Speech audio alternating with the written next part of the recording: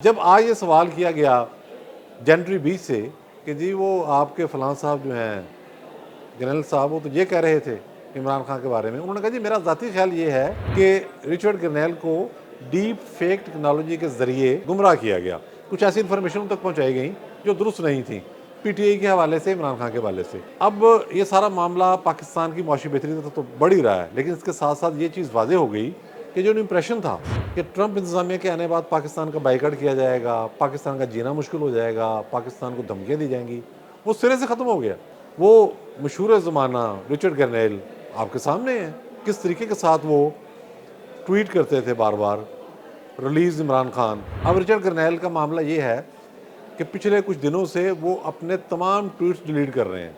बहुत अहम डेवलपमेंट्स हैं पाकिस्तान के हवाले से, बल्कि अगर मैं ये कहूँ कि गेम चेंजर्स डेवलपमेंट्स हैं तो इसमें कोई शक नहीं होगा। सबसे पहले तो हमने देखा कि पाकिस्तान के दौरे पर अमेरिका के सरमायाकारों का एक बहुत बड़ा वफ़द आया हुआ है।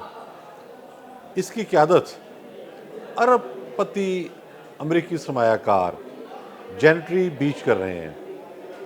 अब मामला सिर्फ उनकी ज़ात तक महदूद नहीं कि वो बहुत बड़े कारोबारी हैं और मुख्तलिफ़ शोबों में सरमायाकारी करते हैं। अहमियत ये है उनकी शख्सियत की कि वो प्रेसिडेंट ट्रंप के बहुत करीब हैं और जो प्रेसिडेंट ट्रंप का जहन है उसको बड़े अच्छे तरीके से वो समझते हैं।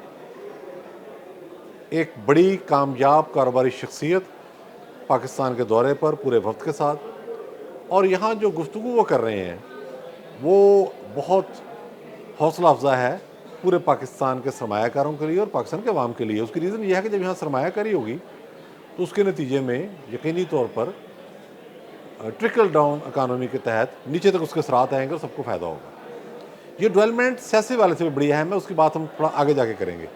सबसे पहले तो जेनेटरी बीच ने ये कहा है कि हमारे पास जो टेक्नोलॉजी है पाकिस्तान को हम सस्ते मकानात बना के देंगे, और उसमें सिर्फ मैं आपको एक मिसाल दे देता हूँ। उन्होंने कहा 30 मंजिला अपार्टमेंट्स यानी कि फ़्लैटों की जो बिल्डिंग बनती है, लग्जरी फ्लैट, अच्छे फ्लैट्स, वो हम 1 महीने के अंदर मुकम्मल करके दे देंगे, यानी कि फिनिशिंग भी इनकी हो चुकी होगी।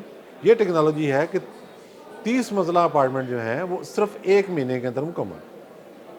अब ये जो सरमायाकारी पाकिस्तान में होने जा रही है ये कोई 1 करोड़, 2 करोड़, 50 करोड़ डॉलर की नहीं, ये अरबों डॉलर की है। उसकी रीज़न ये है, जेनेटरी बीच का ये कहना है कि पाकिस्तान के अंदर बहुत सारा एरिया अभी तक अनएक्सप्लोर पड़ा हुआ है।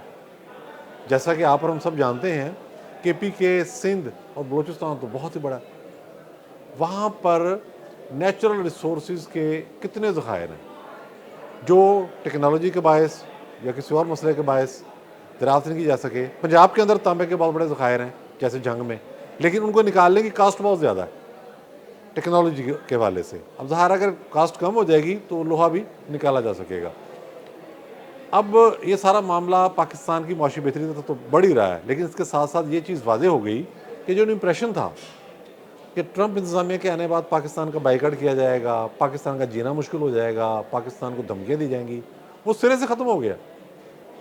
एक और डेवलपमेंट जो साथ साथ हो रही है वो मशहूर ज़माना रिचर्ड गर्नेल आपके सामने है, किस तरीके के साथ वो ट्वीट करते थे बार बार, रिलीज़ इमरान खान, बल्कि ये भी किया उन्होंने हकीकी आज़ादी, जहाँ तक वो गए, और बार बार कोई जवाब देता था तो उसका जवाब देने भी आ जाते थे। यानी कि पीटीआई के वर्कर्स जिनको हम यूथिया कहते हैं वो भी इस तरह से नहीं करते जिस तरह से रिचर्ड गर्नेल कर रहे थे।